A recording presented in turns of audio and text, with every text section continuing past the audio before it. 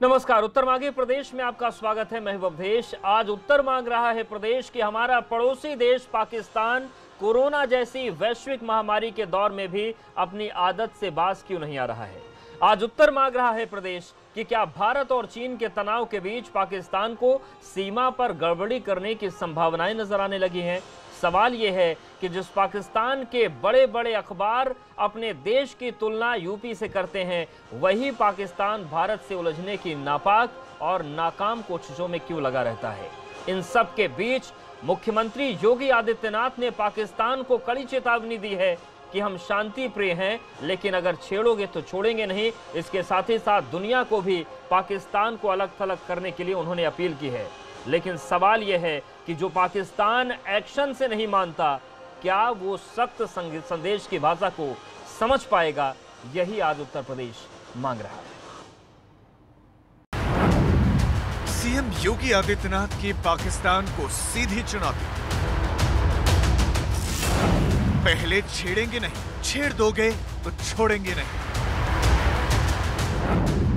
पूरी दुनिया से सीएम योगी ने की अपील। पाकिस्तानी आतंकवाद पर मिलकर ठोके कील। पाकिस्तान को चुनौती, चीन को संदेश। सबसे बड़ा देश, बदल गया सामरिक परिवेश। शांति के नाम पर नहीं सहेंगे घुसपैठ। सीमा की रक्षा पर सख्त बयान, कब सख्त कार्रवाई करेगा देश। उत्तर मांगे प्रदेश।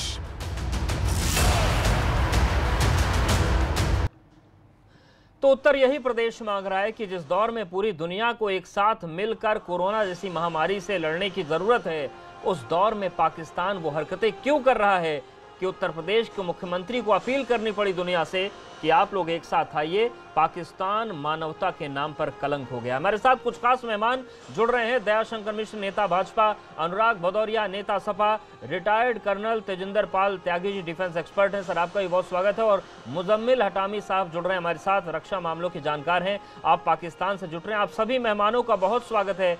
मुजम्मिल साहब, सबसे पहले आपके पास ही आना चाहते हैं।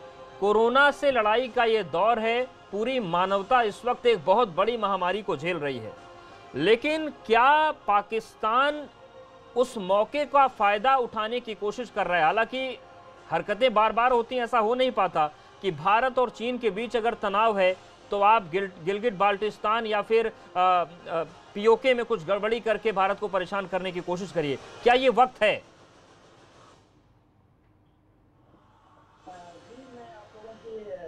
गलतफहमी को दुरुस्त करना चाहूंगा। मेरा ताल्लुक गिलगिट बाल्टिस्तान से है और हम लोग जो फेस कर रहे हैं इंडियन टेररिज्म को, गुज़िश्ता हफ्ते के 2 रॉक एजेंट पकड़े गए हैं और इंडिया इस कोरोना के नतीजे में जो पाकिस्तान में इन्फिल्ट्रेट कर रहा है और जो कि कल परसों जो पाकिस्तान। मुजम्मिल साहब, आप मजाक के मूड में आए हैं क्या? पूरी दुनिया में टेररिज्म का एक्सपोर्ट आप करते हैं और आप हमें बता रहे हैं कि क्या हम कर रहे हैं? अरे सर, गंभीर चर्चा है, आप मजाक क्यों कर रहे हैं? सर, आपके देश के बड़े पत्रकार और अखबार तारीफ करते हैं योगी आदित्यनाथ की कि मानवता को लेकर वो कितना अच्छा काम हो रहा है, और आप हमें लगे टेररिज्म सिखाने। देखिए, सिक्योरिटी एक्सचेंज जो हमला हुआ स्टॉक एक्सचेंज पर, उनमें जो फाइनेंसर था, ऑर्गेनाइजर था, जो जिन्होंने ट्रेनिंग दी, वो सारे इंडियन दहशतगर्द थे। और जो जिन्होंने बलूचिस्तान में इन्फिल्ट्रेट किया, वहां पर पाकिस्तान के अंदर दहशतगर्दी में मुलविस है। हम तो बारहा चाह रहे हैं कि पाकिस्तान और इंडिया मिलकर एक टेबल पर बैठ के जो 1.5 अरब आबादी है वो पुरअमन तरीके से अपने मसाइल का हल करें, गुर्बत को खात्मा करें। मगर इंडिया नहीं चाहता यहाँ पर अमन हो पड़ोसी देश के अंदर। और योगी आदित्यनाथ की क्या हैसियत है, वो उसके खौफ का आलम ये है, वो 48 सेकेंड के अंदर 8 बार पाकिस्तान का नाम लेता है, 8 बार। अब आप सोचें, पाकिस्तान के वजीर आजम इमरान खान साहब ने नेशनल सिक्योरिटी काउंसिल के अंदर, इसके अलावा सलामती काउंसिल के अंदर इंडियन दहशतगर्दी के खिलाफ आवाज उठाई और अवाम को बताया, दुनिया को बताया, जनता को बताया कि पाकिस्तान हमेशा अमन पूरी दुनिया जानती है, पूरी दुनिया जानती है। रिटायर्ड कर्नल तेजिंदर पाल सिंह जी, ये मुजम्मिल साहब जो बातें कह रहे हैं कि पाकिस्तान बड़ा शांति प्रिय देश है, टेररिज्म के खिलाफ बहुत बड़ी मुहिम चल रही है, ऐसा है क्या?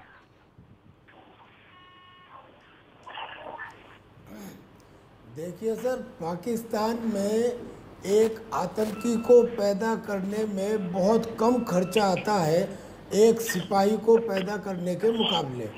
लिहाजा उन्होंने ये एक रवैया आज से नहीं लंबे समय से अपनाया हुआ है और वो अपने प्रॉक्सी वार के लिए इन आतंकियों का इस्तेमाल करते हैं। केवल इंडिया के लिए नहीं, पूरी दुनिया में जब भी कहीं कोई आतंकी वारदात होती है तो पाकिस्तान का नाम कहीं ना कहीं उससे जुड़ा होता है। लिहाजा ये जो कह रहे हैं ये पूरी तरह से हास्यास्पद है। अगर स्टॉक एक्सचेंज कराची के हमले में किसी तरह से भी इंडिया का हाथ है तो सबूत भेज दीजिए, डोजियर भेज दीजिए, हम देख लेंगे, बता देंगे। मेरा तो ये कहना है कि अजमाए को अजमाए और बेवकूफ़ कहलाए।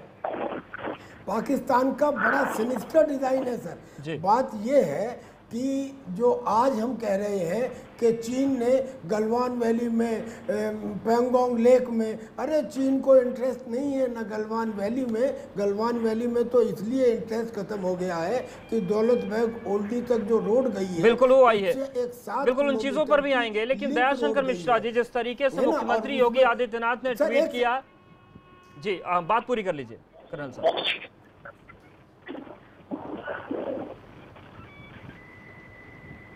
ठीक है दयाशंकर जी, जिस तरीके से सख्त संदेश सीएम ने दिया, लेकिन सवाल यह है जी कि जो पाकिस्तान बालाकोट के बाद नहीं समझता, 2-2, 3-3 युद्ध में नहीं समझ में आता, क्या आपको लगता है कि वो सख्त संदेश समझ जाएगा? जिस देश का मतलब ही बन के रह गया है कि आतंकवादियों को पालना उसकी नियति है, जिस देश का एक ही मकसद बन के रह गया है कि वो कश्मीरियत का विरोध करके, कश्मीर का विरोध करके, भारत विरोध करके ही वहाँ उनकी सरकारें बनती और बिगड़ती हों, जिस देश के नेता, जिस देश का प्रधानमंत्री अपने देश की गरीबी की बात नहीं करता, भुखमरी की बात नहीं करता, अस्पताल की बात नहीं करता, कोरोना से जूझ रहे पाकिस्तान की बात नहीं करता, आज भी उसके जेहन में सिर्फ़ और सिर्फ वो कश्मीर की बात करता हो, तो ऐसे में लगातार वर्षों की मुंह की खाने के बाद भी क्या कहा जाए पाकिस्तान के हुक्मरानों को कि उनकी ज़िंदगी का क्या मकसद है, किस तरफ ले जाना चाहते हैं वो पाकिस्तान को। आज दुनिया में हम बधाई देना चाहते हैं अपने माननीय योगी जी को, मोदी जी को, जिनके कार्यों ने आज पाकिस्तान को सारी दुनिया के निशाने पर ला दिया, सारे संसार को उनकी सच्चाई बता दिया। चाहे वो संयुक्त राष्ट्र हो, कोई फोरम संसार का ऐसा नहीं छोड़ा है जहां पाकिस्तान बेनकाब न हुआ हो और मुंह की न खाया हो। लेकिन आज हम जिस तरीके का बयान मानवता के खिलाफ दुश्मन बताया है योगी जी ने, तो सच में वो मानवता का दुश्मन है और सारा संसार इस बात को जानता है। ठीक है अनुराग भदौरिया जी, सवाल ये है कि केवल भारत ही नहीं, पूरी दुनिया ने क्या क्या पाकिस्तान के बारे में कहा है और क्या इनको लेकर धारणा है, क्या करतूतें हैं, वो किसी से छिपी नहीं है। लेकिन सवाल ये है कि पड़ोसी संभले कब? जिस दौर में कोरोना से निपटने की पूरी विभीषिका चल रही है, जिस दौर में पाकिस्तान के हालात ख़राब है, वहाँ के अखबार बता रहे हैं, उस दौर में भी अब मानने को तैयार नहीं है। सैनिक भेजेंगे, दहशतगर्द भेजेंगे और उसके बाद सर्टिफिकेट भेजेंगे कि आपके लोग थे। देखिए, मुझे लगता है कि हम लोगों को ज़्यादा चिंता हिंदुस्तान की करनी चाहिए। हिंदुस्तान जिस परेशानियों से अभी जूझ रहा है, कोरोना काल की परेशानियां हैं, यहाँ डीजल पेट्रोल की कीमत इतनी गई है कि किसान आत्महत्या करने पे मजबूर है, बेरोज़गारी इतनी ज़्यादा हो गई। हम हिंदुस्तान की बात कर रहे हैं, चूँकि हम हिंदुस्तानी हैं तो हिंदुस्तान की बात करेंगे पहले। हिंदुस्तान में लोग आत्महत्या कर रहे हैं, बेरोज़गारी इतनी बढ़ गई है कि आप सोच लो कि 50% की बेरोज़गारी हो चुकी है। मध्य वर्ग की कमर टूट गई है, वो कैसे सामान खरीदे, क्योंकि उसके पास आर्थिक रूप से उसके पास कुछ बचा नहीं, आर्थिक रूप से कमज़ोर हो चुका है, क्योंकि उनके पास रोज़गार नहीं बचा। बच्चों के स्कूल से नाम कट गए, बच्चे स्कूल नहीं पढ़ पाएंगे, स्कूल नहीं जा पाएंगे, तो आप सोचो हमारे देश का भविष्य क्या होगा। तो हम अपने देश की चिंता पहले करें ना। योगी जी को अपने देश की, उत्तर प्रदेश की चिंता पहले कर लें, जहां पे कोरोना काल में हॉस्पिटल्स को अच्छी तरह से सुधार लें। ये आप बहुत अच्छी बात कर रहे हैं, दुनिया अपने आप लेकिन अगर पड़ोसी हिमाकत और हरकत कर रहा हो तो क्या करने दें जब तक देश पूरा हो जाता? मैं आऊंगा, अरे मैं आऊंगा। अगर आप 2 मिनट रुकेंगे, सबको जितना टाइम दिया मुझे भी देंगे, तो मैं उस पर आ रहा हूँ ना धीरे से। तो मैंने कहा कि पहले, सबसे पहले हमारे जो स्टूडेंट हैं, जो बेचारे परेशान हो रहे हैं, जो बच्चे स्कूल जा रहे थे वो स्कूल जाना बंद कर गया कि उनके उनके पेरेंट्स के पास फीस नहीं है, तो हमारा देश का भविष्य अधर में लटक रहा है। तो हमें पहले अपनी चिंता करनी चाहिए। हम अपनी चिंता ना करके हम तुरंत चले जाते हैं पाकिस्तान पे। अरे पाकिस्तान को दुनिया ने कह दिया कि पाकिस्तान बेकार देश है और हिंदुस्तान के सामने कुछ है ही नहीं, उसकी हम इतनी चिंता क्यों करें?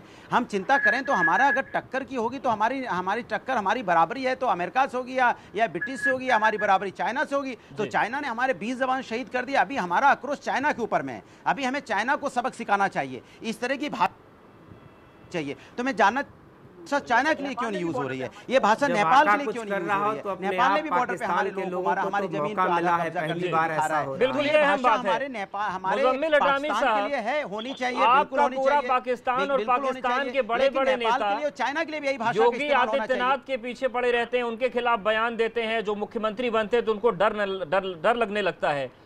यूपी से ही आप लोग टकरा लीजिए, मोदी तो आपके लिए आपकी पहुंच से बाहर हैं। आप पहले यूपी से भिड़ लीजिए, क्योंकि जो आप लोगों की चिंता दिखती है टीवी चैनल्स पर, योगी से परेशान है आप। नहीं, ऐसी कोई बात नहीं है। गुजरात के अंदर मालेगांव गांव के अंदर और दूसरे गांव जो मक्का मस्जिद हमले के अंदर, अजमेर हमले के अंदर, समझौता एक्सप्रेस हमले की अगर हम ऊपर बात करें, और योगी आदित्यनाथ के मुतालिक मैंने आपको कहा कि वो शख्स सिर्फ 48 सेकंड के अंदर 8 बार पाकिस्तान का नाम खौफ के आलम में नहीं, हाफिज सईद आपके पूजनीय क्यों है? इसलिए हाफिज सईद पूजनीय क्यों है आपके लिए? इसलिए क्योंकि मुंबई में धमाका करवाता है, पूरे देश में धमाका करवाता है। बात काटने की बात नहीं है, बात करने की बात दुरुस्त नहीं है। देखें आप लोग, अगर हमारे नजर में लोगों की पूजा ये लोग करते हैं, नहीं है, कोई औकात नहीं है आदित्यनाथ की, कोई औकात नहीं है। जो शख्स दहशतगर्दी, मुजम्मिल हटामी, आपके अखबार ने तुलना कर दी कि आपके पाकिस्तान की क्या हैसियत है। उत्तर प्रदेश और पाकिस्तान की आबादी एक है, आपके यहाँ हालत खराब हो गई है। आपका संपादक लिखता है और आज हैसियत बताते हैं आप हैसियत बताएंगे हिंदुस्तान को। यूपी से टकराने की हिम्मत नहीं है आपकी। यूपी के हिसाब से आप लोग अपने पाकिस्तान को संभाल नहीं पा रहे, आप हैसियत बताएंगे। आप जाकर चीन के गोद में बैठ जाइए। आप बोले नहीं, हैसियत पर ना है, आप मुद्दे पर बात करें। पूरी दुनिया को पता है कि आप किस तरीके से एक्सपोर्ट करते हैं आतंकवाद की और किस तरीके से चीन के गोद में बैठते हैं जाके। कोई मुद्दा इनके सामने है ही नहीं सिवाय योगी जी की आलोचना, सिवाय योगी जी की बुराई, मोदी जी की बुराई। याद है अभिनंदन, उनके साथ हमारा जो सलूक है, जो दहशतगर्द जो आदमी पकड़े गए हैं पाकिस्तान के अंदर एक्सट्रीमिज्म करवाते हुए, दहशतगर्दी फैलाते हुए, लेकिन इसके बावजूद हमारा रवैया देखें हम लोग किस तरह से प्यार के बदले प्यार से जवाब देंगे। बदमाशी और ठीक है कर्नल तेजिंदर पाल जी, प्यार के बदले कितना प्यार लुटाया पाकिस्तान ने, ये प्यार तो पहली बार सुनने को मिला। हमने तो पाकिस्तान के साथ एक बार नहीं 20 बार ये व्यवहार दिया है। मैं थोड़ा सा जिक्र करना चाहता हूँ, 65 की लड़ाई में जीतने के बाद भी, ताशकंद समझौते के बाद हमने उनकी ज़मीन वापस कर दी। हम इचोगिल कैनाल तक पहुँच गए थे लाहौर में। 1971 में उनके 93,000 सिपाहियों को बंदी बनाने के बाद भी हमने उनको वापस कर दिया। और 1999 में कारगिल में जब वो पूरी तरह हार गए थे और भागने लगे, और जिसे सेना में विड्रॉल कहा जाता है, यानी कि वो वाला फेज जिसमें पूरी तरह से ध्वस्त कर दो, लेकिन हमने उनको सेफ कॉरिडोर दे दिया और वो वापस चले गए। और 99 के बाद आज तक जो आतंकी हमले हुए हैं, उन सारे आतंकी हमलों में उन्हें जवाब देने के बाद भी आज भी हम तैयार हैं। अगर पाकिस्तान अपने इन आतंकी गतिविधियों को छोड़ दे तो एक पड़ोसी देश है, लेकिन इनका तो सिनिस्टर डिज़ाइन है। मैं आज एक खुलासा करना चाहता हूँ। असलियत में चीन गलवान वैली में इतना इंटरेस्टेड नहीं है, पेंगोंग लेक में इतना इंटरेस्टेड नहीं है। पाकिस्तान और चीन ने एक प्लान बनाई है, जो पाकिस्तान ने 20,000 ट्रूप्स गिलगित बाल्टिस्तान में तैनात किए हैं, और जो चीन ने पाकिस्तान में आके अल बदर के गुंडों के साथ, आतंकियों के साथ हाथ मिलाया है। इसका एम ये है कि पश्चिम से पाकिस्तान गिलगित बाल्टिस्तान से सियाचिन पे चढ़ाई करे, और उधर जो शख्सगाम वैली पाकिस्तान ने 1963 में चीन को दे दी थी, जहाँ पे चीन ने अपनी फौजें पहले से तैनात की हुई हैं, वो सियाचिन पे ईस्ट से और पाकिस्तान वेस्ट से। और अगर सियाचिन उनके कब्जे में आता है तो उसके सामने से गुजरने वाला चाइना पाकिस्तान इकोनॉमिक कॉरिडोर नहीं, उसे कहिए एनक्रोचमेंट। ठीक है मुजम्मिल हटामी जी, यही है आपके पाकिस्तान का प्यार सकता है। तो लिहाजा जी बिल्कुल जी बिल्कुल, 1999 के अंदर P3C ओरियन जो गिराया गया, पाकिस्तान नेवी का अटलांटिक जहाज तबाह किया गया, उससे आप लोगों ने जंग को प्रवोक किया कारगिल वॉर के जानिब। अभी भी आप लोग चाइना के हाथों अपने 40 जवान मरवा चुके हैं, 10 फौजी। नहीं, आपके मैं आंकड़े दुरुस्त कर दूं, 20 और उसके जवाब में भारत ने 50 मारे हैं। बात मत काटे। नहीं, बात गलत आप बहुत बोलेंगे तो बात कटेगी मुजम्मिल जी। पूरा सम्मान है आपका, हमारे मेहमान है, लेकिन अगर गलत आंकड़े देंगे तो बात कटेगी। बिल्कुल नहीं, देखिए मैं कहता हूँ कि भारतीय अवाम दुरुस्त है, भारतीय अवाम इंसान है, लेकिन जो आप लोगों के सियासतदान हैं और जो आप लोगों के फौजी हैं वो मानव जाति के दुश्मन है, वो इंसानियत के मानव जाति के दुश्मन आपको पता है? मुजम्मिल जी, परिभाषा मालूम है कौन होता है मानव जाति का दुश्मन? अनुराग भदौरिया जी, अच्छी तरह मालूम है मुझे। पाकिस्तान अब भारत को सिखाने चला है कि मानव जाति का दुश्मन कैसा होता है। भदौरिया साहब, ये लोग हम इनकी बात को सुनते रहे, ऐसा नहीं होगा सर, हम इनकी बात को नहीं सुनेंगे। अरे मानव जाति के दुश्मन होते तो कश्मीर में अभी आतंकी हमले में 3 साल के बच्चों को बचा के कौन लाता? कर्नल साहब, भदौरिया जी बोलना चाहे। भदौरिया जी, आवाज कम देखिए, मैंने आपको पहले ही बताया कि हम हिंदुस्तान की बात करें, हिंदुस्तान में लोग भूख से आत्महत्या कर रहे हैं, इससे ज्यादा शर्म की बात अभी क्या होगी? नहीं भदौरिया जी, लेकिन अगर पाकिस्तान में ये बताए हम अपने परिवार की चिंता करें, हमें अभी राजनीति करने का वक्त नहीं है। देश में देखिए पाकिस्तान मैं बोल तो रहा हूं आपको, हमारे जो पड़ोसी देश है पाकिस्तान, नेपाल, इस सब हमारे सामने कुछ नहीं है। हमारी टक्कर होगी तो अमेरिका से होगी या चाइना से होगी। उसके बारे में शब्द बोले ना भारतीय जनता पार्टी खुल के चिल्ला के कि अब ये शब्द तो चाइना के लिए अभी इस्तेमाल होना चाहिए ना। हमारे जवान अभी शहीद चाइना में हुए हैं, चाइना ने हमारे जवानों को, हमारी आवाज विरोध में होनी चाहिए और देश के लिए होनी चाहिए। कोरोना काल में देश परेशान है, हॉस्पिटल्स कितनी अच्छी तरह से बने, कैसे हम कोरोना से मुक्ति पाएं, कैसे कोरोना से हम जो हॉस्पिटल क्वारंटाइन सेंटर कितने अच्छी तरह बनाएं, कैसे लोगों को वहां सुविधा, दवा, मेडिसिन, वहां पे बाथरूम, वहां पे बेड फैसिलिटी हो पाए जिससे हमारी मौतें कम हो। हमें सरकार को इस पे काम करना चाहिए। सरकार असली मुद्दे से ध्यान भटकाना चाहती है। अगर सरकार के पास से धर्म, जात और पाकिस्तान हटा दो तो सरकार के पास कुछ बचता ही नहीं है। सरकार के पास कुछ बात करने को नहीं बचता है। सरकार विकास की बात कर नहीं सकती, सरकार रोजगार की बात कर नहीं सकती, सरकार यहाँ पे महिलाओं सुरक्षा की बात कर नहीं सकती, सरकार कानून व्यवस्था की बात कर नहीं सकती, सरकार यहाँ पे राजनीति करना चाहती है जनता की भाषा सुन के। और आप अक्सर गलत बोलते हैं। अरे हम सही अरे मैं आप चिल्लाते रहिए, आपका सम्मान है, आपकी उम्र का सम्मान करेंगे, हम भारतीय हैं, आपकी उम्र का सम्मान करेंगे, लेकिन हम रोजगार मांगेंगे, हम सुरक्षा मांगेंगे, हम यहाँ पे जो युवा है उसके लिए सम्मान मांगेंगे, हम क्वारंटाइन सेंटर के लिए हॉस्पिटल मांगेंगे, हम क्वारंटाइन सेंटर अच्छे मांगेंगे, हम यहाँ पे चाइना में जो शहादत हुई है उसका बदला मांगेंगे, हम चाइना का विरोध करेंगे, हम पाकिस्तान को तो कुछ समझते ही नहीं है। खैर कभी कभी हम मुद्दे से ये बड़ी पीड़ा होती है सुन के, हमें भटकाना चाहती है। भदौरिया जी जैसे लोग इस देश में बहुत से लोग हैं जिनकी भाषा भी लगता है कि गैर देश की बोली जा रही है। जब हाँ आपकी भाषा है दुनिया और किसी की नहीं, क्योंकि आपके खून में हो सकता है, आपके खून में, हम तो हिंदुस्तान की बात कर रहे हैं, आप ही पाकिस्तान चिल्लाते रहते हो, सुबह से लेकर शाम तक पाकिस्तान चिल्लाते हो। हिंदुस्तान का आदमी भूखा मर रहा है उसके बारे में बात नहीं करते, हिंदुस्तान का किसान भूखा मर रहा है बात नहीं करते, हैसियत नहीं बात करने की हिंदुस्तानियों के बारे में। आप हिंदुस्तानी के बारे में बोलते हो, दुनिया जानती है हिंदुस्तान में कौन भूखा मर रहा है, हिंदुस्तानियों की बात करो। आप सारी दुनिया जानती कि भारत कहाँ खड़ा है। अरे कोरोना की लड़ाई में सारा संसार भारत के इससे हतप्रभ है कि भारत की जैसे बड़ी आबादी का देश कैसे जिंदा है इस दौर में, कितनी मजबूती से लड़ा है इस रोग से। और आप ऐसी बात कह रहे हैं, इस देश में रहते हैं आप, भारत में रहते हैं आप, आपको पता नहीं महिलाएं सुरक्षा क्या है, आपको पता नहीं हिंदुस्तान के अंदर में लोग आर्थिक तंगी से कैसे, आप लोगों को इस देश में चीन से, पाकिस्तान से कोई वास्ता नहीं, आप समझ नहीं पा रहे सीमा पे इस तरह का माहौल है और आप बात कर रहे हैं कोरोना दौर में भारत की आलोचना, अपनी की आलोचना कर रहे हैं आप। प्रेग्नेंट महिला की मौत हो जा रही है, एक महिला जो हॉस्पिटल के चक्कर काटती है वो पाकिस्तान से आई थी क्या? वो महिला जो वहाँ पे नोएडा में चक्कर काटती थी, एक हॉस्पिटल से दूसरे हॉस्पिटल भर्ती नहीं हो पाई, बेचारे की मौत हो गई। कौन अनुराग भदौरिया जी हैं जो लगातार बोलते चले जा रहे हैं?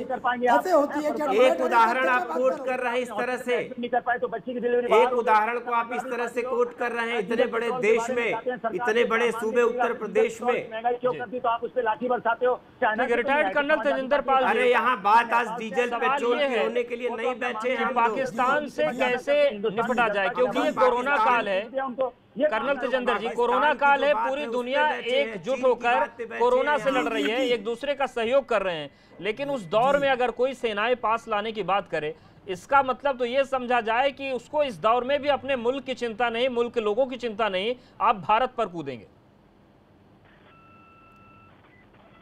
निश्चित दिखाई दे रहा है पाकिस्तान जो एक किस्म से कंगाल हो चुका है, वो इस समय भी लड़ाई लड़ना चाह रहा है, आतंकी गतिविधि कर रहा है।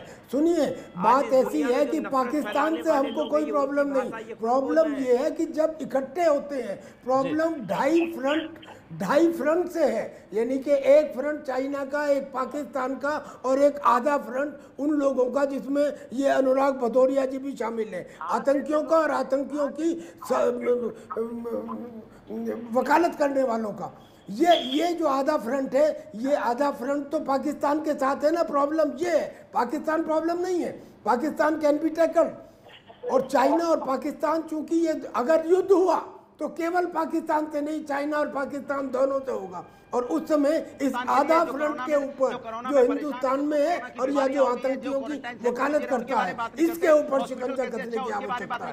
ये लोग समझते हैं, बात नहीं करते, वो लगातार ये अनुराग भदौरिया बोले जाएंगे। मैंने इनको कई टीवी चैनल पे देखा है। चलो, आपको ताली से स्वागत करते हैं, पाकिस्तान के सपोर्टर, बधाई बधाई बधाई। जो आदमी हिंदुस्तान की बात नहीं कर रहा हो, हिंदुस्तान में लोग भूखे मर रहे हैं, हिंदुस्तान के लोगों के पास ये डीजल पेट्रोल की कीमत बढ़ गई है, डीजल पेट्रोल की वजह से लोगों की सामान की कीमतें बढ़ गई है, रोजमर्रा की वस्तुओं की कीमत बढ़ गई है। बधाई आपको, बधाई। आप हिंदुस्तान की बात नहीं कर रहे हैं, आपको बहुत बहुत बधाई। जय हो आपकी। लगता है आप पाकिस्तान से आए हैं, लगता है पक्के पाकिस्तानी हैं आप हिंदुस्तान के, हम आपकी बात ही नहीं कर रहे हैं। हिंदुस्तान अनुराग भदौरिया जी, मेरा एक छोटा सा सवाल है सर, आपको गुस्सा बहुत जल्दी आ जाता है सवालों से।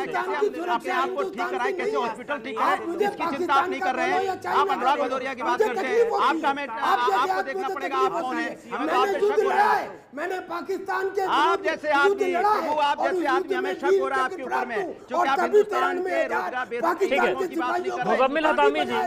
मुजम्मिल हतामी जी, देखिए, ये बात किसी से छिपी नहीं है कि पाकिस्तान और चाइना किस तरीके से दोस्ती निभा रहे हैं और किस तरीके से एलओसी पर चाइना के सैनिक भी देखे गए हैं कई बार।